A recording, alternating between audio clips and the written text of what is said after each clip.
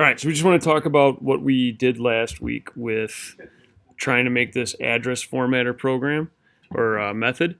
So just to review kind of what we talked about last week, remember we talked about entering the first name with the next method and storing it in a string, and then that continues on until we got to the address, and we expected the address to have spaces in it, so we wanted to use next line.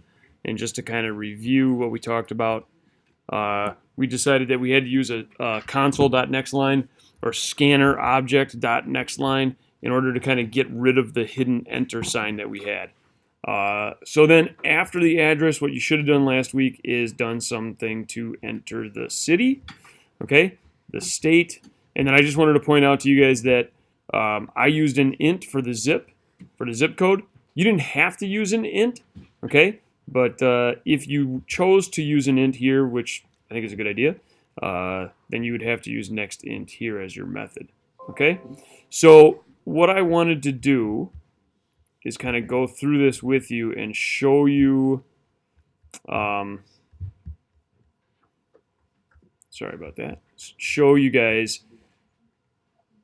how this is going to work. So we'd have something like Oscar the Grouch, and Oscar lives at 4589 North Sesame Street.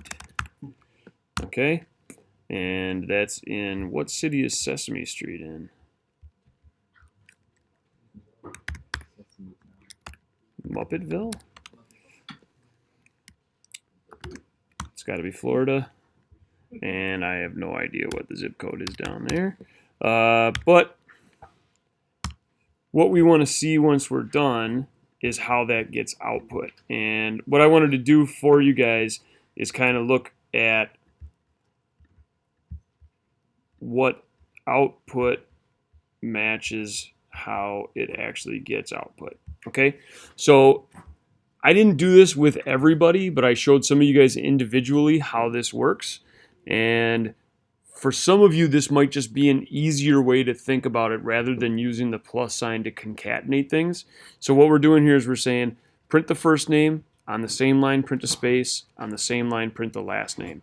So that's that Oscar the Grouch. Okay? Then print a new line. So after that command right there, we know that the next thing is going to be on the line under Oscar the Grouch, under the first and last name. Okay? So it might be a little bit easier for you. Then we're printing the whole address. We read that in as a whole string. Okay? Then we're printing another new line, and after that, printing all of the stuff that goes under the address.